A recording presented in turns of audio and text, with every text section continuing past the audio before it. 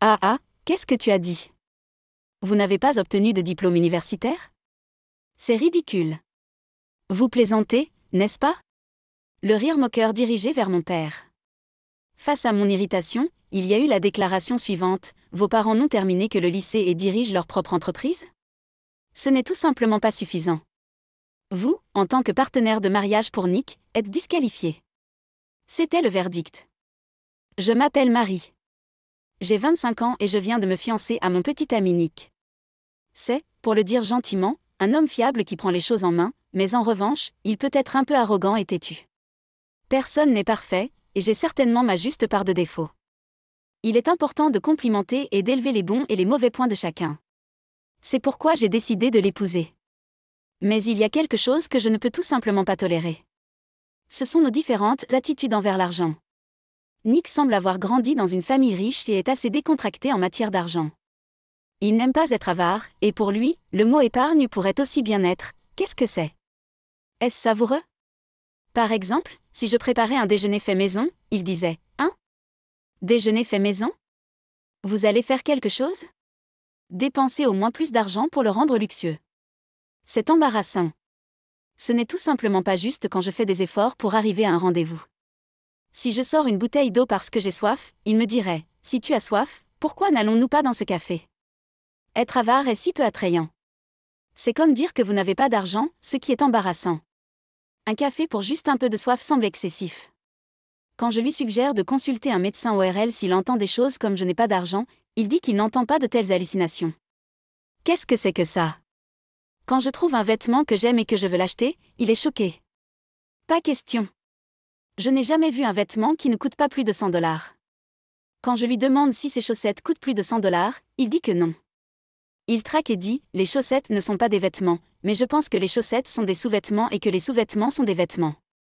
Si je lui fais remarquer cela, il s'énerve et crie: tais-toi. Les pauvres gens devraient simplement se taire. Je déteste cette phrase.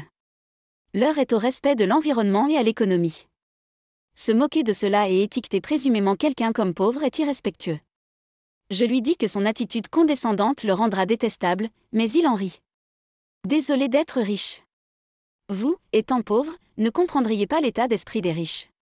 Vous devriez essayer plus fort. C'est toi. J'avale les mots que je veux dire. Les dire ne mèneraient qu'à une bagarre.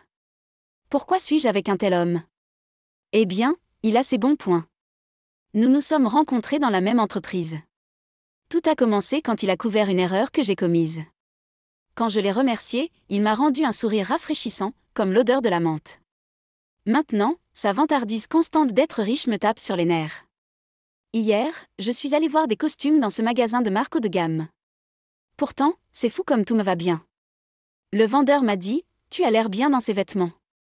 J'ai donc fini par acheter les 3 costumes. Eh bien, le vendeur ne fait que son travail, avec un sourire professionnel. Soit dit en passant, ce costume violet collant ne devrait plus jamais faire d'apparition au bureau.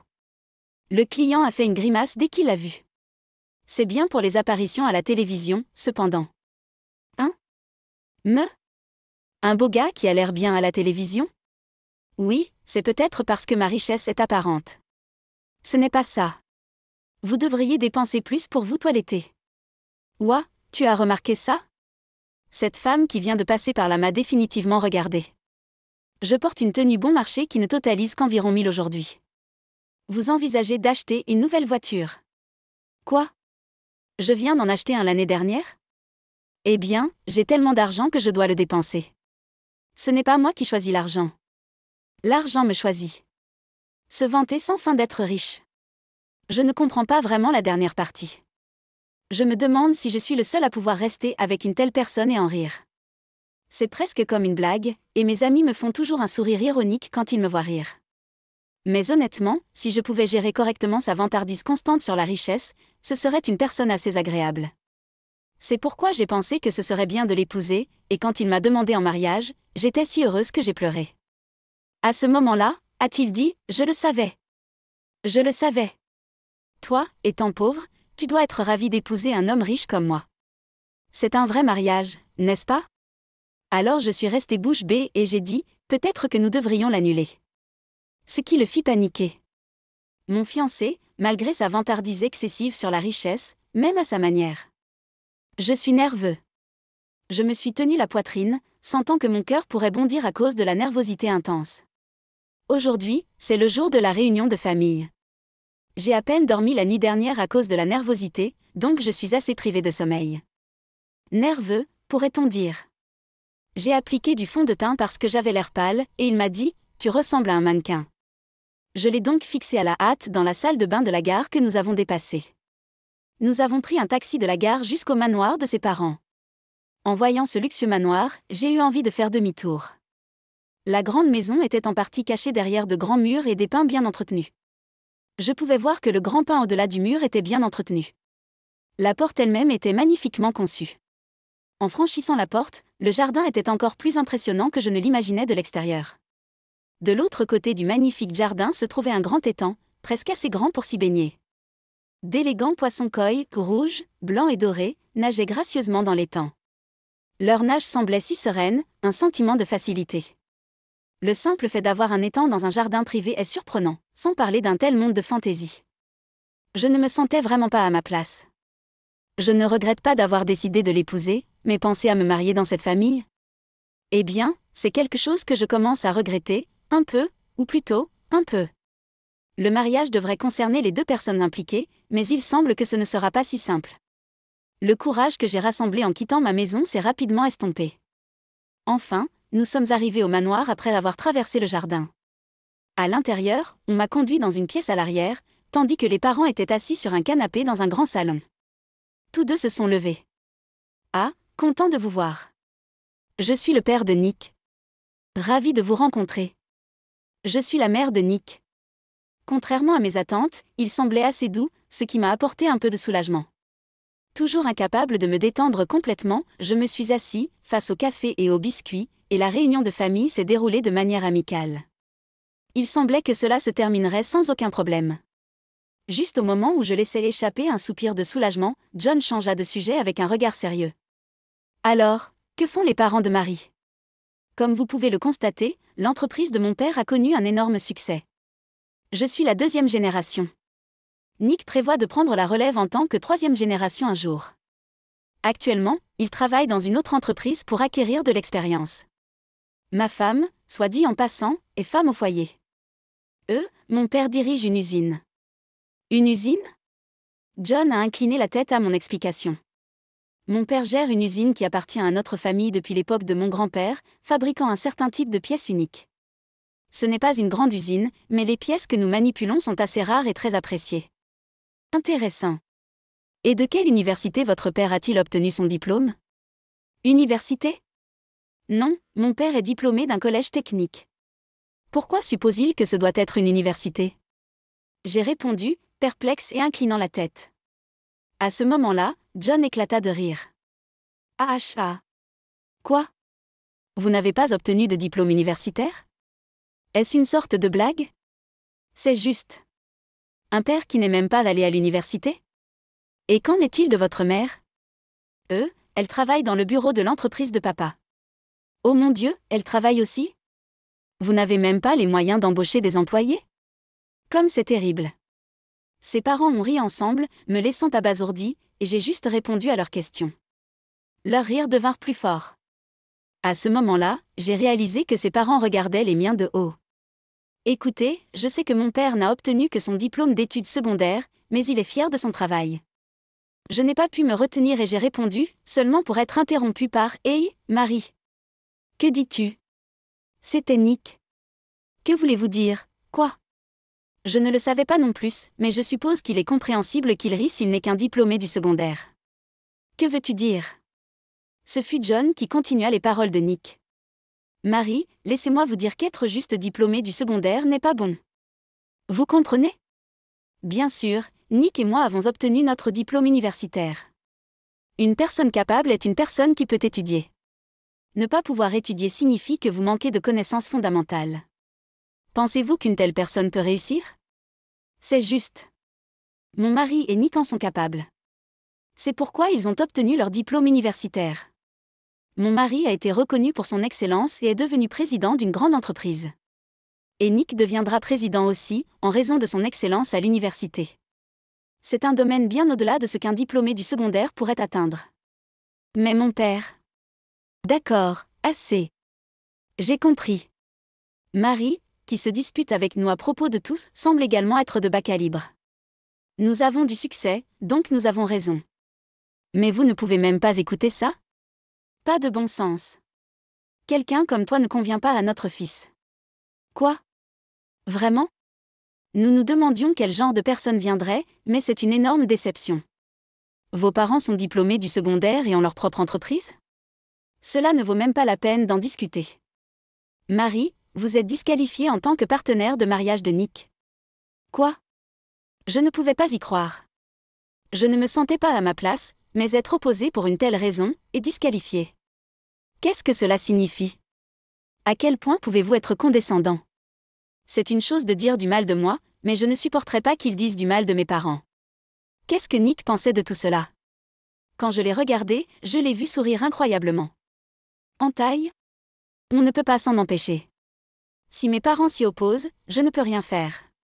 Donc, pas de mariage alors. Dommage, Marie. Tu ne pourras pas m'épouser. Il ne s'est pas disputé avec ses parents, n'a pas dit qu'il voulait m'épouser, il ne m'a pas défendu. À ce moment-là, tout ce que je ressentais pour lui a disparu. Mon amour pour lui a complètement disparu. Sentant cela, je me suis levée en silence. Excusez-moi, ai-je dit, ne laissant derrière moi que ces mots. Tout ce que je pouvais entendre derrière moi, c'était des rires. Le rire méprisable qui nous regardait, moi et mes parents. Alors que je m'éloignais rapidement, une voix m'a appelé par derrière. C'était Nick. Quoi? Et, rendez-le. Veuillez m'excuser? La bague de fiançailles. Je n'aurais pas dû te le donner. Quel gaspillage d'argent. Autrefois, nous étions censés être amoureux, mais pour que ces derniers mots soient comme ça, c'est le pire. J'ai arraché le ring et l'ai jeté sur Nick. Quel gâchis j'étais aussi. Je veux récupérer tout le temps perdu que j'ai passé avec toi. En disant cela, j'ai finalement quitté le manoir. Je suis tellement en colère. J'ai poignardé le bûcher avec ma fourchette brutalement, et mon père, effrayé, a dit « Tu me fais peur, Marie ». Quelques jours se sont écoulés depuis cette réunion de famille exaspérante, et j'étais de retour chez mes parents. Pourquoi? Parce qu'aujourd'hui était censé être le jour où il a rendu visite à mes parents avec moi. Je ne pouvais pas me résoudre à dire à mes parents exactement ce qu'il avait dit. J'ai juste dit « Il pense que les gens qui n'ont pas bien étudié ne sont pas bons ». Cela n'expliquait probablement pas tout, mais mes parents m'ont juste tapoté doucement la tête et n'ont pas insisté davantage. J'étais tellement reconnaissant de leur compréhension que j'ai pleuré. Donc, pour changer d'humeur, mais sans noyer mon chagrin dans l'alcool, je me suis retrouvée dans ce stickouz. Même si je mange de la nourriture délicieuse, je me sens malade chaque fois que je me souviens des mots et des expressions de sa famille. J'aurais pu tolérer la simple vantardise de la richesse, mais je ne peux pas pardonner l'attitude de ses parents, et lui de l'avoir permis. Je suis passée à autre chose, et mes sentiments se sont complètement refroidis, mais la colère ne semble pas s'apaiser facilement. Plus je m'en souviens, plus j'ai faim de colère. Vous pouvez en commander plus si vous le souhaitez. La meilleure façon d'oublier un chagrin d'amour est de manger. Ma mère a dit doucement. J'étais sur le point de pleurer à nouveau, et je m'essuyais les yeux brutalement en souriant. Ensuite, j'aurai un thé bonne, et... Papa, tu veux boire un verre? Ah, eh bien. C'est à ce moment-là que c'est arrivé. N'est-ce pas Marie là-bas? Une voix que je ne voulais plus jamais entendre et que je voulais oublier, parvint à mes oreilles. Entaille? Je me suis retournée avec hésitation, et il y avait Nick, debout avec ses parents. Pourquoi ici, de tous les endroits? C'est ma ville natale. L'endroit où mon père est né et a grandi. Là où j'ai grandi. Pourquoi dois-je les rencontrer ici? Comme je pâlissais à cette terrible coïncidence, John a dit « Oh, les pauvres ne s'étirent pas trop. Cet endroit est cher, vous savez. Il est aussi désagréable que jamais. Pourquoi es-tu ici, Marie? C'est ma ligne. C'est ma ville natale, Nick. Pourquoi êtes-vous ici? Ah, je suis ici parce que papa est né ici. Nous nous sommes arrêtés après avoir visité la tombe de nos ancêtres. Vous savez, cet endroit est célèbre, souvent présenté à la télévision, n'est-ce pas? Quelle terrible coïncidence. Comme prévu, leurs commentaires étaient pleins de sarcasme. Marie, ne pars pas sans payer, d'accord? Ce n'est pas bon de devenir imprudent juste parce que j'ai rompu avec toi. Marie, peut-être que tu devrais juste boire de l'eau et partir. Cet endroit est vraiment cher, après tout. Marie, même si tu as des problèmes d'argent, ne viens pas demander de l'aide à mon fils, d'accord? Si vous êtes gentil avec les pauvres une fois, ils profitent de vous. J'ai décidé de ne pas les laisser faire. À leurs yeux, ma famille était complètement pauvre et n'avait pas les moyens de payer ici. Nous sommes juste normaux, et je peux payer cet endroit avec mes propres revenus. C'est exaspérant, mais leur répondre n'est qu'une perte de temps. J'ai décidé de les ignorer. Mais ensuite, j'ai été poussée de manière inattendue. C'était mon père. Mon père m'a chuchoté, « Marie, qui sont ces gens ?» J'ai répondu calmement, « La famille de mon ex-fiancé. » Puis, mon père s'est caressé le menton et a hoché la tête pensivement, en disant, je me demandais à quoi il pensait quand il a soudainement chuchoté, « Puisque nous sommes ici, je devrais peut-être dire bonjour. » J'étais perplexe, surtout parce qu'il avait un sourire malicieux. Je ne comprends pas vraiment, mais ce visage semble avoir une signification. Je me suis levée et j'ai dit à John, mon père aimerait dire bonjour, si ça va. Eh bien, bien sûr. Ce n'est pas souvent que les pauvres ont l'occasion de parler à quelqu'un comme moi. Ce sera un bon souvenir pour eux. À quel point peut-il être condescendant? J'étais irritée, mais mon père m'a tapoté l'épaule, contrôlant ma colère. Puis, mon père s'est avancé, souriant largement, sa famille semblant tout aussi perplexe. J'ai regardé mon père dire joyeusement, longtemps sans voir. Sa famille et moi étions confus. Ma mère, restée assise, renifla son café, désintéressée. Que se passe-t-il? Mon père a alors dit, ah, John, ça fait un moment. Le père de John était choqué. John? David? Oh, oui, vous vous souvenez. Nous sommes tous les deux si vieux maintenant. Je n'ai pas compris pendant un moment. Non, moi non plus. Est-ce vraiment David? Nous étions tous abasourdis. Il s'avère que mon père et John étaient camarades de classe. Mon père n'avait jamais quitté cette terre depuis sa naissance, mais John a déménagé juste après le collège lorsque son grand-père a réussi. Des retrouvailles si inattendues. Vous vous êtes donc opposé au mariage de votre fille parce que ses parents n'étaient pas bien éduqués? Vous voulez dire les parents de Marie? Vous, le diplômé du secondaire qui dirige une usine? C'est juste. Je suis le diplômé du secondaire dont vous vous êtes moqué. Qu'est-ce qu'il y a avec Liu? Ni moi, ni lui, ni Jane ne comprenaient. Mon père, toujours souriant, a expliqué. Ce gars avait les pires notes au collège. Que dis-tu? C'est vrai, n'est-ce pas? Tu venais me voir en pleurant tout le temps avant les examens. John, troublé par la révélation de mon père, n'a pas pu l'arrêter. Mauvais en études ne signifie pas bon? Alors tu n'es pas bon. Vous étiez au bas de notre classe au collège, et votre lycée n'était pas exactement de premier plan, n'est-ce pas? C'est pas vrai. C'est un lycée bien connu. Eh bien, la réputation de ce lycée n'a grimpé en flèche que ces dernières années, mais notre génération sait qu'y aller ne signifiait pas d'avenir. Sérieusement. J'ai demandé à Nick à propos du lycée de John et j'ai fait des recherches. C'est récemment devenu une école de premier plan, mais avant cela, quelle surprise! Pleurage. J'ai lâché. Mais j'ai obtenu mon diplôme universitaire. C'est étrange, n'est-ce pas? J'ai entendu une rumeur étrange sur l'impossibilité d'entrer à l'université depuis ce lycée. Quelque chose à propos de l'utilisation de l'argent pour une admission par porte dérobée. Pas question. C'est pas vrai. Cela fait des décennies depuis lors. La vérité est probablement cachée dans l'obscurité, inconnaissable maintenant. Mais la réaction frénétique de John semblait tout dit-le. Papa, au fait, comment étaient tes notes au collège? Oh, j'ai toujours été au sommet, et au lycée aussi. Je ne l'ai jamais su. Mon père n'en a jamais parlé. Pas quelque chose qui vaut la peine d'en parler, n'est-ce pas? Mais alors pourquoi n'êtes-vous pas allé à l'université? Je n'avais rien de particulier à apprendre. Au lieu de cela, j'ai pensé qu'il serait plus utile d'aller dans une école technique, d'acquérir des compétences spécialisées et d'obtenir un certificat pour travailler à l'usine. J'étudie toujours diverses choses par moi-même, cependant. Alors que nous étions tous abasourdis, mon père a tapé sur l'épaule de John. Mais vous êtes incroyable, vous savez. Vous ne pouviez même pas résoudre les problèmes de l'école primaire, et maintenant vous êtes président d'entreprise? Vous avez vraiment travaillé dur. Mon père semblait sincèrement impressionné, mais John a rétorqué, tais-toi. Ne soyez pas si familier. Je suis un homme qui réussit. Je ne suis pas comme toi. Et a quitté le restaurant d'une manière pathétique. Nick et Jane le suivirent précipitamment. Après le tourbillon d'événements, je ne pouvais que marmonner, de quoi s'agissait-il ? Des années plus tard, après ne plus avoir revu la famille de Nick, j'ai reçu un appel téléphonique inattendu de Nick.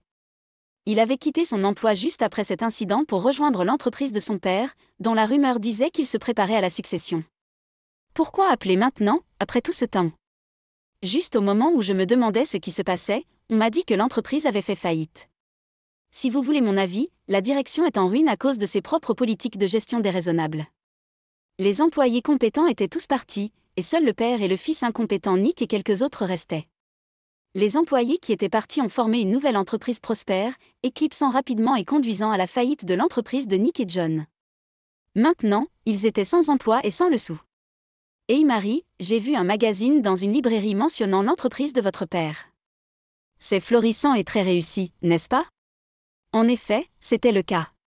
J'ai quitté mon emploi pour aider à l'usine de mon père, et sa passion et son dynamisme étaient étonnants.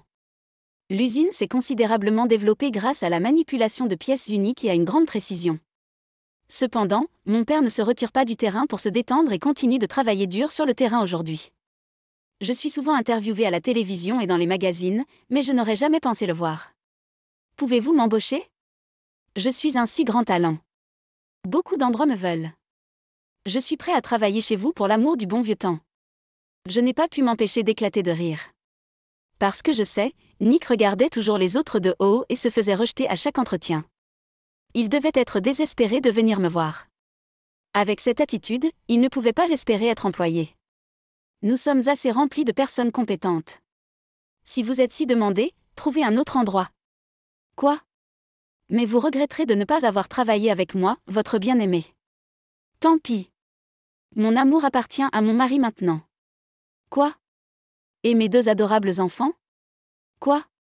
Je vais donc devoir décliner votre candidature à notre entreprise. Quel dommage, hein ? Avec ces mots faisant écho à la pitié que j'avais entendue autrefois, j'ai raccroché. J'ai cru l'entendre gémir à l'autre bout du fil, mais je n'ai pas écouté. J'ai réglé mon téléphone pour rejeter ces appels et je me suis assuré qu'il ne pouvait pas joindre l'entreprise non plus. Qu'est-il arrivé à sa famille après cela ? Je ne sais pas. Je n'ai plus jamais entendu leur nom. Quant à moi, je suis entourée de mon mari et de mes enfants aimants, vivant heureuse dans une maison chaleureuse. Tout en élevant mes enfants, j'aide mon père à travailler et je continue d'apprendre. La vie est une étude éternelle. Avec cette conviction, je suis motivée pour continuer chaque jour. Je vais faire travailler ma femme avec seulement $50 pour l'épicerie chaque mois. Lors de notre mariage, mon mari a fièrement fait cette déclaration, me laissant stupéfaite. L'atmosphère joyeuse et heureuse du mariage s'est figée en un instant. J'ai tellement de chance de m'être trouvée une femme de ménage bon marché. En réalisant que c'était son intention, j'ai eu l'impression que tout s'assombrissait sous mes yeux. Puis, une voix sévère résonna dans toute la salle. C'est tout ce que tu voulais dire, bâtard ?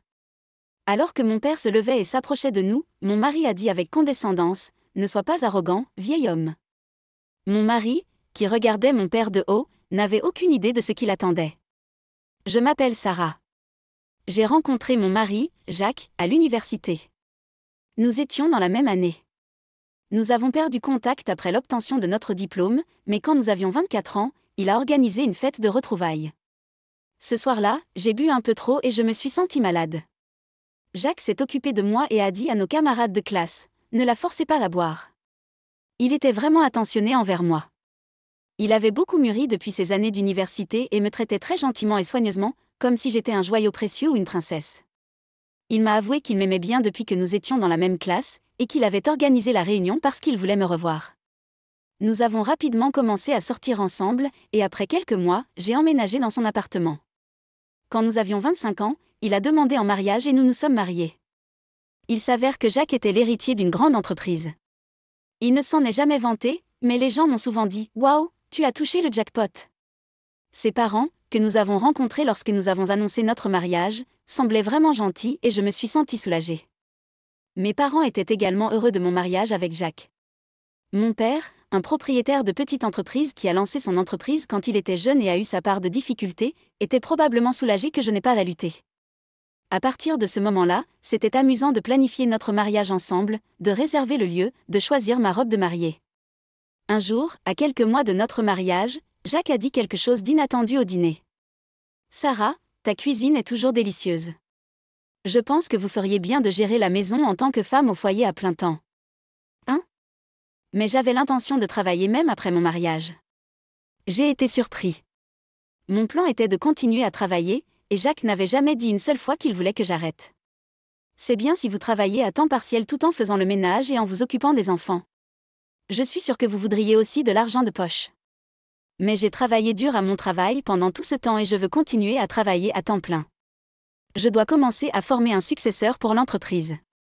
Laissez-moi gagner de l'argent et j'aimerais que vous vous concentriez sur le fait d'être une femme au foyer.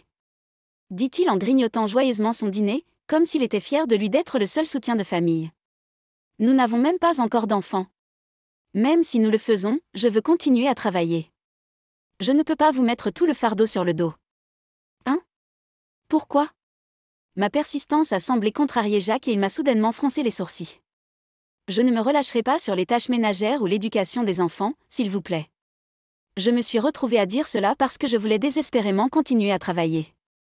Jacques a répondu à mes paroles avec un sourire éclatant. D'accord, si vous insistez, c'est bien. Ils disent que les femmes se sentent mal à l'aise lorsqu'elles perdent le lien avec la société. Alors allez-y et faites de votre mieux avec les tâches ménagères et la garde des enfants. J'ai été soulagée qu'il ait accepté facilement.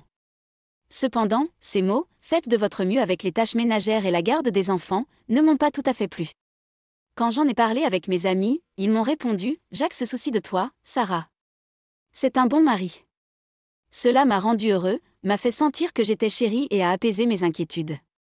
Après cela, nous avons parfois discuté de notre avenir. Sarah, tu es une femme si forte et indépendante qui veut continuer à travailler même après s'être mariée. Je suis heureux d'avoir une femme comme toi comme épouse. Ces mots gentils m'ont toujours rendu heureux. Je devrais aussi participer à certaines tâches ménagères. D'accord, je vais m'occuper des comptes du ménage et vous remettre les frais de subsistance afin que nous travaillions avec ces dépenses tous les mois. J'ai toujours pensé que la gestion des finances était un travail de femme, alors j'ai été profondément émue lorsque Jacques m'a proposé de le faire. Oh, je n'ai pas à tout faire par moi-même. C'est un soulagement. Et c'est ainsi que vint le jour de notre mariage. Avec de nombreux invités qui nous ont bénis, la cérémonie s'est déroulée sans heurts et j'ai été submergée de joie. Puis, un incident a éclaté à la fin de la cérémonie. Je vais faire travailler ma femme avec seulement $50 pour l'épicerie chaque mois. Pendant son discours, Jacques a soudainement fait cette déclaration absurde. J'étais stupéfait, la bouche grande ouverte d'incrédulité. Les autres invités commencèrent à murmurer et l'ambiance festive devint instantanément glaciale.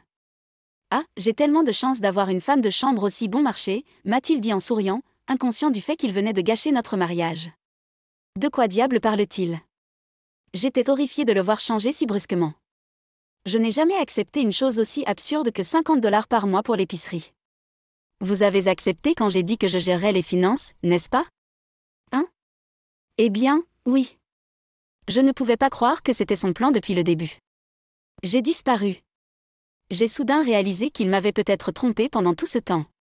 J'ai laissé ma femme dire qu'elle voulait faire toutes les tâches ménagères et s'occuper des enfants tout en travaillant à temps plein. Je suis sûre qu'elle sera capable de gérer parfaitement toutes les tâches ménagères et de préparer des repas nutritifs et copieux pour seulement $50 par mois. En entendant débiter de telles absurdités, j'ai rapidement couvert son micro avec ma main. Ne dites pas ce que vous voulez. Je n'accepterai pas cela. Qu'est-ce qui ne va pas? Ne vous ai-je pas dit de faire de votre mieux avec les tâches ménagères et la garde des enfants? N'êtes-vous pas censé aider aussi? Je n'ai jamais rien dit de tel. Nous ne pouvons pas vivre ensemble comme ça. Soudain, l'expression de Jacques a changé et avec un regard terrifiant dans les yeux, il m'a chuchoté à l'oreille. Nous sommes liés par cette cérémonie. Il est trop tard pour annuler le mariage maintenant, n'est-ce pas? Nous avons déjà rendu notre certificat de mariage. Voulez-vous vraiment divorcer? Vous me menacez. Arrête de m'embêter. Je n'aurais jamais pensé que je me disputerais avec Jacques à qui j'avais promis mon avenir lors de ce qui aurait dû être le plus beau jour de ma vie. Rempli de regrets et de colère, j'ai senti mon visage s'échauffer, les larmes me montaient aux yeux. Ce n'est pas ce pourquoi j'ai signé. Je n'arrive pas à croire que je vais être abusée comme un serviteur par cet homme. Je regrettais profondément d'avoir épousé Jacques. Juste à ce moment-là, quelqu'un s'est brusquement levé de son siège et s'est approché de nous. C'est tout ce que tu voulais dire, bâtard? C'était mon père, Robert. Ses tempes palpitaient, son regard intense. Je pouvais dire qu'il était furieux pour moi. Comment osez-vous traiter la fille de quelqu'un comme ça devant ses parents? Le ton de sa voix glaça l'atmosphère déjà tendue dans la salle. Nos invités au mariage retenaient leur souffle, regardant le regard entre mon père et Jacques. C'est quoi ton problème? Ne soyez pas si arrogant. En regardant mon père, Jacques avait une expression maléfique que je n'avais jamais vue auparavant, ce qui m'a fait frissonner. Mon père est le président d'une grande entreprise et je suis son successeur, propriétaire d'une petite entreprise dont je n'ai jamais entendu parler. Ne devrait pas agir tout haut et fort. Lorsque j'ai présenté mon père à Jacques, il a fait l'éloge de mon père, disant qu'il était un grand homme, malgré le fait que son entreprise était petite. Et il m'a même dit, je suis tombé amoureux de toi et ton passé familial ne changera pas mes sentiments pour toi. À la fin, il venait de me tromper avec des mots doux. Juste au moment où Jacques était sur le point d'affronter à nouveau mon père, un fort bruit de verre brisé a choqué toute la salle. Nous nous sommes tous retournés pour voir ce qui s'était passé. Le père de Jacques se tenait là, ses mains tremblantes de manière incontrôlable et son visage prenant une teinte bleue alarmante. En contraste frappant avec le comportement de Jacques, son père avait un regard de panique pure sur son visage. Idiot, arrête, Jacques. N'ose pas croiser cet homme. De quoi avez-vous peur? Nous pourrions écraser cette petite entreprise en un instant et la mettre de côté, n'est-ce pas? En réponse aux moqueries de Jacques, son père cria d'une voix tremblante, « Ce monsieur est l'un de nos principaux actionnaires. » Hein? Ce vieil homme? Jacques, l'air perplexe, alternait son regard entre son propre père et le mien. Bien que l'entreprise de mon père soit effectivement de petite taille, il l'avait créée lui-même et il recevait des rémunérations telles que la rémunération des dirigeants et les dividendes des actions. De plus, il détenait des actions dans d'autres sociétés que la sienne, et s'il les vendait, il aurait des actifs s'élevant à plusieurs centaines de millions de dollars. Parmi ces actions figuraient celles de la société appartenant au père de Jacques. C'est pourquoi mon père, en tant qu'actionnaire important, avait le droit d'influencer les politiques de gestion de l'entreprise. Quand Jacques a appris ce fait, il a été stupéfait et a lâché. « Alors, m'as-tu dit de sortir avec Sarah parce que tu voulais mettre la main sur la richesse de son père? » C'est plus que cela. Le père de Jacques cherchait quelque chose de plus grand dans ce mariage, mais n'en a pas parlé à Jacques, car son fils était un gars imbu de lui-même. Le père de Jacques avait les yeux rivés sur les brevets de mon père. Il paie actuellement une somme importante à l'entreprise de mon père pour utiliser ce brevet, mais si Jacques et moi devions nous marier, il n'aurait plus à le payer et il pourrait l'utiliser librement. Brevet? Et on t'a dit de sortir avec moi? Jacques, tu ne m'as jamais vraiment aimé? Quel genre de bêtise est-ce? Je suis le fils d'un PDG de grande entreprise, vous savez. Sans la demande de mon père, je ne serais jamais avec toi. C'est quoi ça? Je t'aimais vraiment. En fait, j'étais censé être mis en place avec une belle Harris. Au lieu de cela, j'ai supporté une fille médiocre comme toi pendant tout ce temps. Vous devriez être reconnaissant. Furieux, Jacques fit tomber une fleur de la table, éparpillant des pétales blancs partout. Jacques, s'il te plaît, ne parle plus. Le père de Jacques était pâle comme un fantôme, tremblant comme s'il était sur le point de s'évanouir. Mais tout cela est compréhensible. Son fils n'arrêtait pas de faire des remarques qui exaspéreraient la dernière personne qu'il voudrait croiser. La ferme. Tout est de ta faute, papa. Juste au moment où la dispute père-fils était sur le point d'éclater, la voix de mon père résonna une fois de plus. Ça suffit. Pendant un moment, la salle est devenue silencieuse. Sarah, qu'est-ce que tu vas faire? Voulez-vous toujours épouser ce genre d'homme? Mon père m'a demandé gentiment, mais j'ai secoué doucement la tête. Je ne peux pas être heureuse d'épouser ce genre d'homme. Un homme qui me traitait comme une femme de ménage, essayant de me faire vivre avec $50 de nourriture chaque mois. Je ne pouvais tout simplement pas supporter l'idée d'être avec lui. C'est de l'abus économique, n'est-ce pas, Jacques? Je vais vous poursuivre en justice. Je vais aussi annuler notre mariage, alors préparez-vous à cela. Quoi? Êtes-vous d'accord avec le fait d'être divorcé? Eh bien, vous allez aussi être divorcé, alors autant partager la douleur. Je ne me retiendrai plus.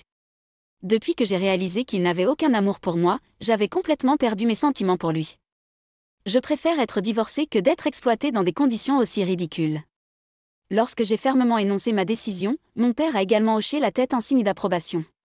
C'est probablement pour le mieux.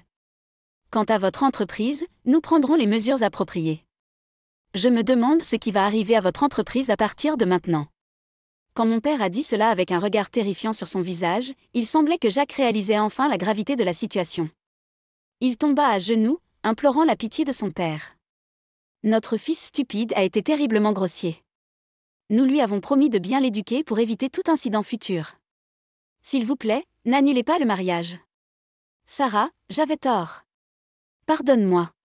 Je vous laisserai faire ce que vous voulez avec les tâches ménagères, la garde des enfants et le travail.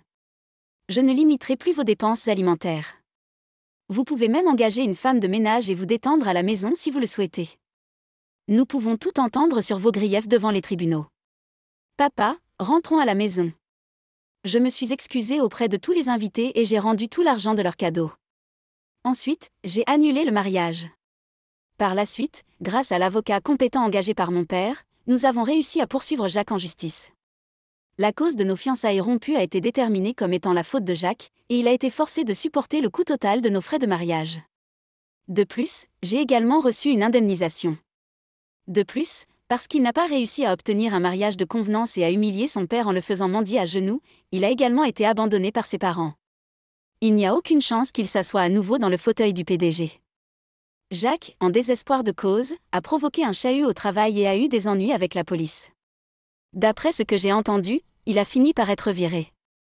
Il est devenu sans valeur, vivant sa vie sans but, sans emploi solide. Bien sûr, il n'y a plus aucune chance pour lui de s'installer avec une héritière. À force de m'avoir trompé et d'avoir été abandonné, sa vie est devenue misérable. Quant à moi, j'ai fini par être divorcée, mais mon père m'a présenté à un jeune employé sincère travaillant dans son entreprise. Je sors actuellement avec lui et nous prévoyons de nous marier l'année prochaine. Je n'arrive pas à croire que Roger ait épousé quelqu'un d'aussi bas. Il y a beaucoup de femmes de bonne famille. Classe inférieure. Ma belle-sœur me regardait de haut, sans aucun doute. C'était la première fois que quelqu'un m'insultait de manière aussi flagrante. Est-il acceptable de rabaisser quelqu'un autant en fonction de l'argent et de l'éducation ? J'étais furieux à l'intérieur. Je m'appelle Alice. J'ai 26 ans. L'année dernière, j'ai épousé Roger, un homme de 28 ans. Je travaille dans une pâtisserie dirigée par ma mère, et il se trouve que c'est moi qui ai servi Roger quand il est arrivé. Il vit quelque part à proximité et a commencé à venir plus souvent dans le magasin. Finalement, après quelques efforts persistants de sa part, nous avons échangé nos numéros. Notre relation s'est développée à partir de là, et nous avons commencé à sortir ensemble. Alors que nous passions du temps ensemble, j'ai commencé à remarquer quelque chose. Il s'avère que Roger est issu d'une famille ridiculement riche. Ses parents possèdent plusieurs entreprises et vivent actuellement en France. Roger lui-même dirige également une entreprise liée à l'informatique. Il conduit une voiture de sport de luxe et vit dans un condominium plus que spacieux pour une personne. En apprenant tout cela, j'ai commencé à me sentir de plus en plus mal à l'aise. J'avais l'impression que les mondes dans lesquels nous vivions étaient tout simplement trop différents. Malgré mes inquiétudes, il a finalement fait une proposition formelle. « Alice, veux-tu m'épouser ? » « Roger, j'apprécie l'offre, mais je suis inquiet. »« Pourquoi ? Qu'est-ce qui vous dérange ? » ? « Eh bien, vous et votre famille êtes incroyablement riches. Nos mondes semblent si différents. Je ne sais pas si nous pouvons le faire fonctionner. Peu importe. La maison, l'argent, rien de tout cela n'est important. Ce qui est important, c'est ce que nous ressentons les uns pour les autres. » Roger m'a rassuré avec ces mots. J'ai été touchée par ces paroles, sentant que nous pourrions peut-être le faire ensemble. J'ai accepté la proposition de Roger. Lorsque Roger a parlé de nos fiançailles à ses parents en France au téléphone, ils ont immédiatement approuvé, en disant « si c'est quelqu'un que Roger a choisi lui-même ». Cependant, le problème était la sœur de Roger, Hilary. Elle a 32 ans et a une fille de 4 ans. Le mari d'Hilary dirige également une entreprise et la famille vit dans une tour d'habitation dans un emplacement privilégié. Roger n'est pas entré dans les détails pour épargner mes sentiments, mais il semblait qu'Hilary était contre notre mariage. Pourtant, Roger m'a rassuré. Peu importe ce que dit ma sœur, je vais t'épouser, Alice. Nous pourrions même organiser une petite cérémonie à l'étranger, juste tous les deux. Qu'en penses-tu ? Bien qu'un peu incertain, j'ai été émue par la passion de Roger et j'ai accepté son idée. Nous avons donc organisé une petite cérémonie de mariage et sommes devenus un couple marié heureux. Plus tard, nous sommes retournés dans son pays d'origine et avons commencé notre vie ensemble dans son condo. Un jour, le téléphone de la maison a sonné. Roger était au travail, et j'étais seule. « Bonjour ? Bonjour ? C'est Hilary. La sœur de Roger. Bonjour. Ravie de vous rencontrer. Je m'appelle Alice. Vous êtes Alice ? J'ai entendu dire que vous aviez eu un petit mariage, juste vous deux. Oui, nous l'avons fait. Était-ce votre idée?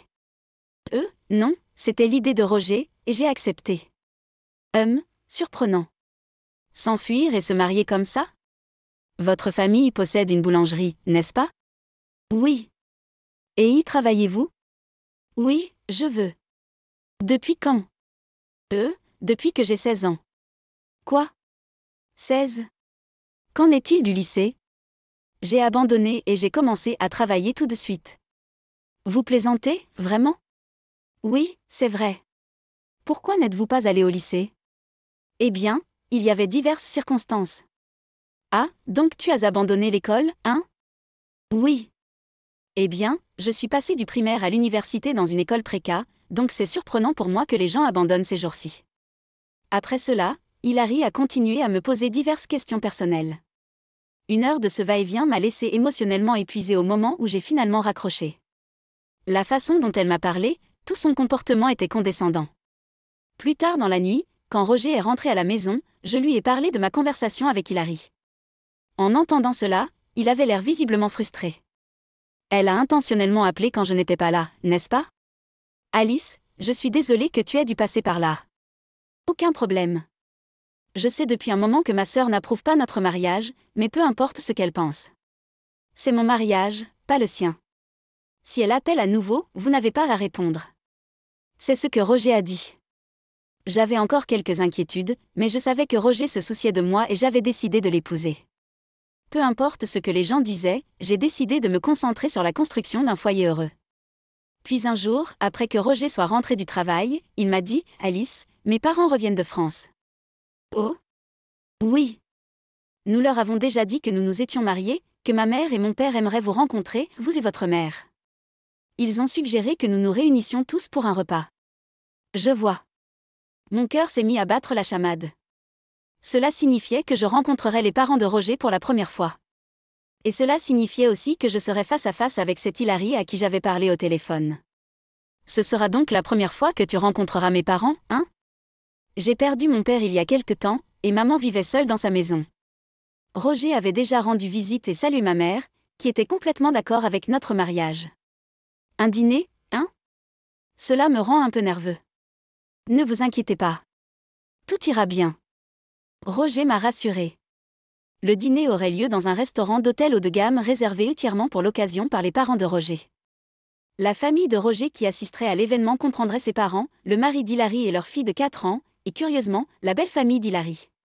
De mon côté, ce serait juste ma mère. Enfin, la veille de l'arrivée du grand dîner, je travaillais à la boulangerie comme d'habitude. Maman a dit, j'apporterai ces friandises avec nous pour tout le monde demain, alors qu'elle emballait les bonbons les plus populaires du magasin. Après avoir terminé mon travail, je suis rentrée chez moi et je me suis retrouvée à réfléchir devant mon placard, à décider quoi porter pour le dîner du lendemain. C'est alors que le téléphone a sonné. C'était Hilary. Roger m'avait dit d'ignorer ses appels, mais j'ai pensé que cela pourrait être quelque chose d'urgent pour demain, alors j'ai décroché. Bonjour? Alice, avez-vous une minute? Oui. Écoutez, à propos du dîner de demain, cela vous dérangerait-il de ne pas venir? Veuillez m'excuser. Je ne sais pas à quel point vous en êtes conscient, mais... Hilary a ensuite parlé longuement du fait que ses parents ont des actifs d'une valeur d'environ 300 millions, possèdent plusieurs propriétés en France et au pays, et que tous les participants au dîner sont diplômés de collèges de premier ordre ou de programmes de 3e cycle. La famille de mon mari est également issue d'une longue lignée de personnes riches. Ils ont une histoire digne. D'une certaine manière, ils sont encore plus impressionnants que nous. Chefs d'entreprise, médecins, professeurs d'université, avocats. Eh bien, c'est généralement le type de carrière dans laquelle ils se trouvent. Droite. Donc, ce que je veux dire, c'est que si vous vous présentez au dîner demain, vous vous démarquerez certainement. Se détacher? Oui, vous êtes un décrocheur, n'est-ce pas? Oui. Alors naturellement, vous vous démarqueriez au dîner. Vous ne suivrez probablement même pas le niveau de conversation. Et cela pourrait aussi être gênant pour votre mère. Mais, ne m'interrompez pas. Vous voyez ce que je veux dire, n'est-ce pas? Ce n'est tout simplement pas le bon endroit pour vous. Ou peut-être que c'est comme si vous veniez d'un monde complètement différent. Vous ne voulez pas vous embarrasser devant tout le monde, n'est-ce pas? Certes, je ne suis pas allée au lycée et ma famille n'est pas riche. Mais je suis mariée à Roger maintenant, donc je veux au moins rencontrer et saluer officiellement ses parents. C'est exactement pourquoi j'ai dit à Roger que cela ne fonctionnerait pas. Il n'écoute jamais. Alors, aviez-vous l'intention de vous marier dans l'argent? Êtes-vous après notre fortune? Vous avez dû être celui qui a fait des avances à Roger, n'est-ce pas? C'est pas vrai. Il aurait dû y avoir de meilleures options pour Roger. Je ne sais pas comment il s'est retrouvé avec toi. Dans tous les cas, ne venez pas au dîner demain. Je vais vous trouver une excuse. Disons que vous ne vous sentez pas bien ou quelque chose comme ça, en ce qui concerne notre famille. Il suffit que seul Roger se présente. Mais Roger épouse quelqu'un d'aussi peu sophistiqué alors qu'il aurait pu être avec quelqu'un d'un meilleur pédigré. Ingénu? Je m'excuse de dire ce que je pense comme ça. Quoi qu'il en soit, s'il vous plaît, sautez le dîner de demain, alors restons en là. Sur ce, Hilary a brusquement mis fin à l'appel. Je tremblais de colère et d'incrédulité. Les larmes ont commencé à couler de frustration. Je n'avais jamais été insultée comme ça auparavant. En même temps, j'ai commencé à perdre confiance en moi. Pourrais-je vraiment tenir une conversation devant Hilary et sa famille qui me parlent comme ça? Avec ces pensées, j'ai appelé ma mère et lui ai tout dit. Maman a écouté attentivement et a dit fermement, je vais m'en occuper. Le jour du dîner arriva donc. Les parents de Roger s'étaient également réunis au restaurant réservé. Hilary s'est présentée habillée à la mode, de la tête aux pieds dans des marques de créateurs, main dans la main avec sa fille. Maman, papa, ça fait un moment. Vous avez l'air bien tous les deux. Oh, Alice n'a pas pu venir à cause de sa mauvaise santé. Quoi? Mais ce dîner était censé être pour rencontrer Alice. Oui, c'est la principale raison pour laquelle nous sommes revenus au pays. Puis Roger prit la parole. Mauvaise santé. Sœurette, ne mens pas. Alice et sa mère sont ici. Alice? À l'appel de Roger, ma mère et moi sommes apparus. Bonjour à tous. Ravi de vous rencontrer tous. Hilary avait l'air choquée, les yeux grands ouverts. Oh, Alice, nous nous rencontrons enfin. Vous vous sentez bien? Je me sens bien. Je vais parfaitement bien, comme vous pouvez le voir. Hilary fronça les sourcils mais resta silencieuse. Nous échangeâmes donc des salutations et nous nous assîmes pour commencer le repas. Les parents de Roger étaient vraiment faciles à vivre et semblaient faire tout leur possible pour me mettre à l'aise. Puis, à l'improviste, Hilary s'est tournée vers moi avec une question. Alors, Alice, quel est votre domaine d'expertise? Mon expertise? Oui, en quoi vous êtes-vous spécialisée à l'université? Eh bien, vous voyez, notre famille a surtout une formation en économie et en affaires. C'est vrai pour papa et Roger aussi. Et vous, Alice? En fait, je ne suis pas allée à l'université. Je n'ai terminé que le collège. La salle est devenue silencieuse quand j'ai dit cela. Hilary esquissa un léger sourire. Pourquoi en parler maintenant, ma sœur? Roger a commencé à parler, mais ma mère l'a interrompu. Tout va bien. Laissez-moi vous expliquer notre situation. Ma mère l'a préfacé comme ça et a ensuite regardé autour de la pièce. Alice n'est pas mon enfant biologique. La salle a été choquée à nouveau. Mon mari et moi ne pouvions pas avoir d'enfant, alors nous avons adopté Alice dans un orphelinat alors qu'elle n'était qu'un bébé. Alice a grandi sans le savoir, mais elle a découvert la vérité lors de sa 2e année de collège lorsqu'elle est tombée sur des documents de l'orphelinat. Nous devions lui dire la vérité. Tout le monde écoutait l'histoire de maman avec des visages sérieux. Quand Alice l'a appris, elle a été incroyablement choquée, puis mon mari est tombé malade. Sa maladie a progressé rapidement et il est décédé. Nous dirigeons une boulangerie et le perdre a été un coup dur. Nous avions des difficultés financières. C'est alors qu'Alice a dit, j'abandonnerai et je travaillerai dans l'atelier tout de suite. Je lui ai dit d'aller au lycée, mais sa décision était prise. Sachant qu'ils ne sont pas mes parents biologiques, mais qu'ils m'ont quand même élevée avec tant d'amour et de soins, je me suis sentie reconnaissant envers eux. Malgré mes crises de colère, mes parents m'ont gâtée. Ils m'ont grondée quand j'avais besoin d'être grondée. J'ai donc voulu travailler à la boulangerie et aider maman, qui était maintenant seule. Quand j'ai entendu parler de cela par Alice, je me suis sentie encore plus amoureux d'elle. Je veux dire, pensez Y. Si vous aviez découvert à l'adolescence que vos parents n'étaient pas vos parents biologiques et que l'argent était serré parce que votre père est décédé, vous auriez facilement pu dérailler, vous rebeller ou même vous enfuir, n'est-ce pas? Mais Alice a décidé d'être reconnaissante et a commencé à travailler pour redonner. C'est pourquoi je voulais l'épouser. Après que Roger eut fini de parler, ses parents avaient les larmes aux yeux. Roger, vous avez vraiment trouvé une personne incroyable. Absolument. Cela fait longtemps que je n'ai pas été aussi touchée. Alice, s'il te plaît, prends bien soin de Roger à partir de maintenant.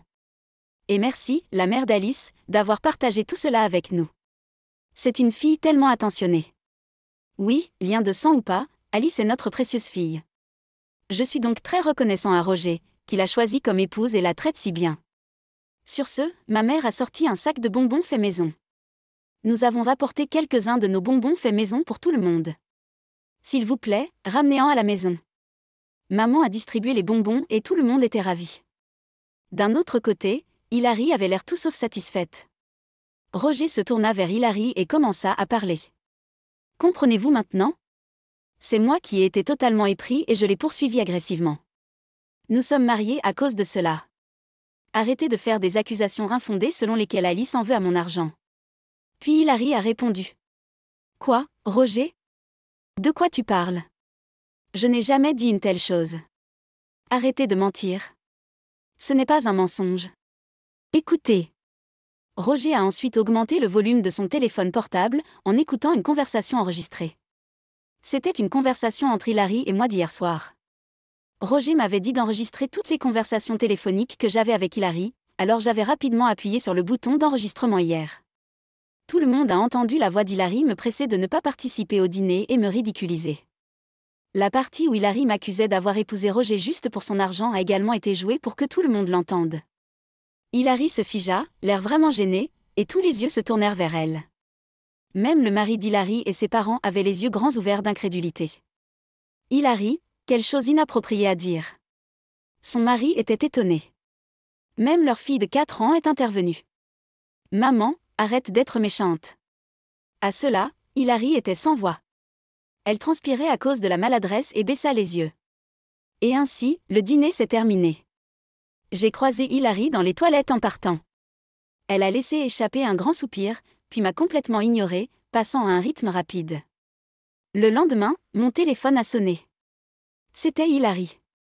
Étant donné qu'elle m'avait ignoré et avait soupiré lourdement la veille, je pensais que lui parler à nouveau ne mènerait à rien de bon, alors je n'ai pas répondu.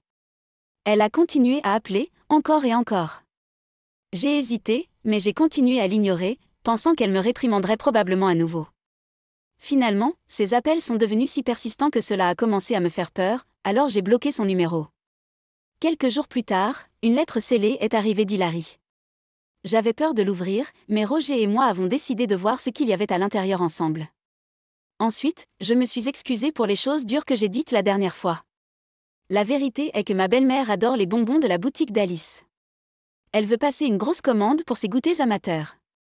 Elle m'a pressée de vous contacter quotidiennement, c'est pourquoi je l'ai appelée. J'allais contacter directement le magasin, mais je sentais que je devais d'abord m'excuser auprès d'Alice. Je suis vraiment désolée pour les choses blessantes que j'ai dites. J'y ai profondément réfléchi. S'il vous plaît, contactez-moi dès que possible, Hilary. S'attendant à un commentaire sarcastique, je me suis retrouvée, involontairement, à rire avec Roger pendant que nous lisions les excuses et la demande. Alors, j'ai immédiatement contacté Hilary. Alice, merci de m'avoir rappelé, et je suis vraiment désolée pour toutes les choses terribles que j'ai dites. Ma belle-mère est tombée amoureuse des bonbons que nous avons reçus au dîner. Ils se démarquent vraiment. Elle a été très impressionnée. Devrions-nous passer une commande pour plusieurs types ? Bien sûr, je serais heureux de m'adapter. Vraiment ? Vous êtes une bouée de sauvetage. Après cela, Hilary a cessé d'être méchante avec moi. Mieux encore, elle a commencé à passer beaucoup de commandes dans notre boulangerie, ce qui a fait monter en flèche nos bénéfices. Le magasin est devenu si occupé que maman et moi ne pouvions pas suivre. Maintenant, nous avons même embauché des employés à temps partiel. Roger a dit, j'ai toujours détesté ma sœur pour être si autoritaire et dominatrice, mais elle s'est adoucie maintenant, grâce à Alice. Merci.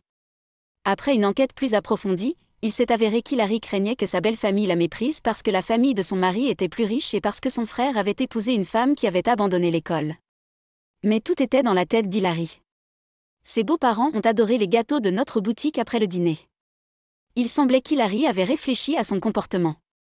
Le temps a passé, et récemment, j'ai découvert que j'étais enceinte. Quand j'ai annoncé la nouvelle, Roger, nos 2 parents et même ma mère étaient ravis. Je passe mes journées à attendre avec impatience la naissance du bébé. Une fois l'enfant né, j'ai l'intention de construire une famille encore plus heureuse avec Roger. Je dis juste les choses telles qu'elles sont. Vous ne devriez pas être impoli avec les autres, vous savez. Je m'appelle Emma. Je suis un professionnel de 30 ans. Je ne peux pas me plaindre de ma vie conjugale avec Ethan, qui est doué pour partager les tâches ménagères. Cependant, l'épine dans mon pied a toujours été ma belle-mère et sa fille Émilie, qui vivent à proximité. Ma belle-mère est seule depuis que son mari, mon beau-père, est décédé il y a quelques années, et maintenant elle et Émilie vivent ensemble. Alors que sa belle-mère travaille à temps partiel, Émilie a un emploi à temps plein. Émilie a 37 ans, célibataire et ressemble tellement à sa mère en apparence et en tempérament que vous pourriez confondre l'un avec l'autre par derrière. Tous les deux aiment particulièrement mon mari, qui est le plus jeune et le seul fils de la famille, alors ils sont généralement durs avec moi. Dès le moment où nous avons visité leur maison pour annoncer nos fiançailles, il était clair que ni ma belle-mère ni Émilie n'étaient mes plus grands fans. À ce moment-là, j'hésitais déjà à devoir interagir avec eux à l'avenir et je me demandais si mon amour pour Ethan serait suffisant pour y faire face. Cependant, j'ai franchi le pas dans le mariage parce qu'Ethan m'a promis d'être toujours là pour moi.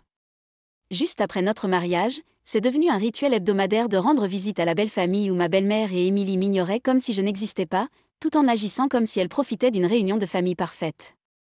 Après avoir enduré cela pendant environ 3 mois, j'avais atteint mon point de rupture. Un jour, j'ai attrapé le bras d'Ethan et l'ai traîné jusqu'à la porte d'entrée, lançant un regard à ma belle-mère et à Émilie, qui nous suivaient en criant. Nous avons quitté leur maison, et une fois que nous étions en sécurité, j'ai fondu en larmes et j'ai dit à Ethan à quel point leurs actions m'affectaient. Ethan, béni soit-il, n'avait même pas remarqué l'intimidation émotionnelle parce qu'il est une personne si décontractée et insouciante.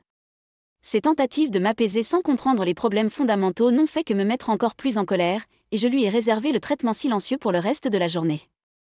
Le lendemain soir, Ethan est rentré tard du travail et a immédiatement baissé la tête en signe d'excuse.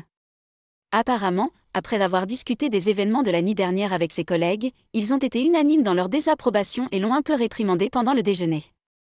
Il a admis qu'au début, il était surpris que tout le monde se range de mon côté, mais après avoir écouté leurs opinions, il a commencé à voir que sa mère et sa sœur étaient effectivement hors ligne.